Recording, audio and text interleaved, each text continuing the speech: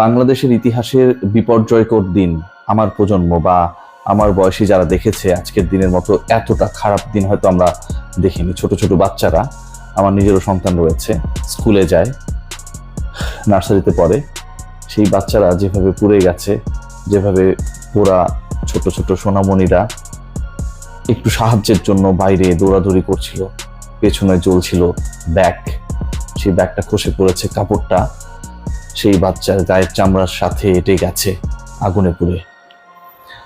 অসংখ্য অভিভাবক তাদের সন্তানদের খোঁজে এদিক সেদিক ছুটছে, কেউ খুঁজে পাচ্ছে না। রক্ত লাগবে, নেগেটিভ গ্রুপের রক্ত। সেই রক্ত দেওয়ার ক্ষেত্রেও সবাই উৎসাহী চেষ্টা করছে, কিন্তু রাজনৈতিক ভিড়ের কারণে বার্ন ইউনিট যেতে পারছে না। ভয়াবহ একটা দিন। এই দিনে আজকে আমার কোনো ধরনেরই আসলে স্পোর্টস রিলেটেড আলোচনা করার ইচ্ছে নেই। সকাল থেকে আপনারা দেখছেন যে আমি চেষ্টা করেছি আমার পেজের মাধ্যমে যতটুকু যুক্ত করা যায় মানুষজনকে এই ভয়াবহ দুর্ঘটনার সাথে, এবং মানুষের সাহায্য কতটুকু এনশিওর করা যায় সেই চেষ্টাটা করেছি। বাট কিছুক্ষণ আগে একটা পেজের কিছু স্টেটমেন্ট চোখে পড়লো, এবং এই আলোচনাটা শুধুমাত্র আমি আমার ইউটিউব পেজে করছি, যেটা আসলে আটকে ওঠার মতো। আমি জানি না সত্য মিথ্যা কি, হয়তো পরবর্তী সময়ে বাংলাদেশের যারা ইন্টেলিজেন্স এজেন্সিতে কাজ করেন তারা খুঁজে বের করবেন, বা এই পেজটাকে যারা মনিটর করছেন তারা খুঁজে বের করবেন যে এখানে যে স্টেটমেন্টগুলো দেয়া হয়েছে এগুলো কতটুকু সত্য, কতটুকু মিথ্যা। ভয়াবহ যে তথ্যটা উঠে এসেছে সেটা হচ্ছে একটা পার্টিকুলার পেজ, এবং যেই পেজটার ট্যাগটা হচ্ছে anonymous main page. Anonymous main page থেকে বলা হচ্ছে যে কথাটা, সেটা হচ্ছে a school building will collapse, living lots of kids. এরপরে বলা হচ্ছে we see a terrible disaster fast coming, this will be a result of poor maintenance of that building, we shall do everything in our power to avert this terrible catastrophe we have seen coming. এই যে কথাটা বলা হয়েছে এখানকার শুরুর লাইনটা হচ্ছে, এবং একদিন আগের এই পোস্টটা, a school building will collapse leaving lots of kids। একটা স্কুল বিল্ডিং ভেঙে পড়বে, সেটা কলাপস করবে, এবং সেটা রিজন হিসেবে সেখানটায় বলা হচ্ছে we see a terrible disaster fast coming, this will be a result of poor maintenance on the building। সেই বিল্ডিং এর বা সেই ভবনের পোর মেইনটেনেন্স, ব্যবস্থাপনাগত ত্রুটির কারণে এরকম একটা ঘটনা ঘটবে, এবং সেটা একটা স্কুল বিল্ডিং এ ঘটবে।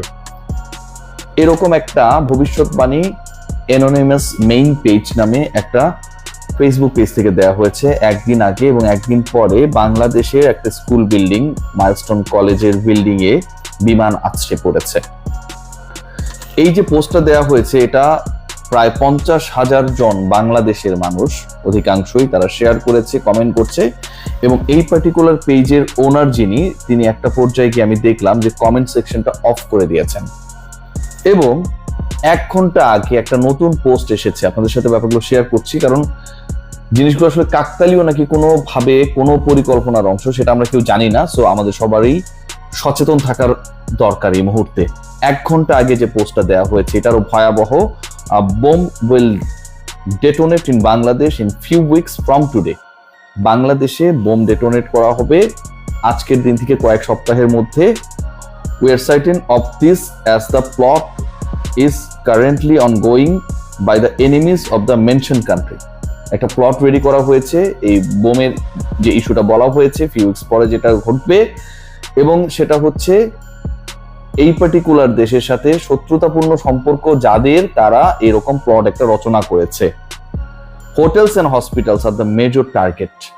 বাংলাদেশের হোটেলস অ্যান্ড হসপিটালস, এবং আরো যদি আমি পার্টিকুলারলি বলি এটা হচ্ছে ঢাকা শহরের, কারণ হোটেলস হসপিটালস ওইরকম বড় হোটেল বড় হসপিটালে আপনি যদি সত্যি যদি এটা হয়ে থাকে, কোনো প্ল্যান বা প্লট করা হয় অ্যাটাক করার, বোমার কথা বলা হচ্ছে, তাহলে সেরকম ঘটনা ঘটানো সম্ভব শুধুমাত্র ঢাকা শহরে, যেহেতু এটা ঘনবসতিপূর্ণ, বড় বড় হোটেলস রয়েছে, হসপিটালস রয়েছে, এবং কেউ যদি সত্যি টার্গেট করে রাজধানী ঢাকাকেই টার্গেট করা হবে।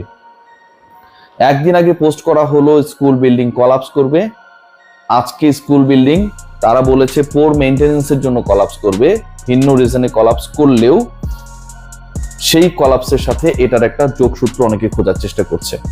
আবার বাংলাদেশকে নিয়ে ঠিক 1 ঘন্টা আগে যে পোস্টটা করা হয়েছে সেখানে স্পষ্টভাবে বলা হচ্ছে যে একটা বোম ডেটোনেশনের একটা ঘটনা ঘটবে, এবং সেই ঘটনার সাথে ক্ষতিগ্রস্ত করার যে লক্ষ্য স্থির করা হয়েছে প্রতিপক্ষ বা এনিমিদের দ্বারা, সেটার টার্গেট হচ্ছে হোটেলস অ্যান্ড হসপিটালস।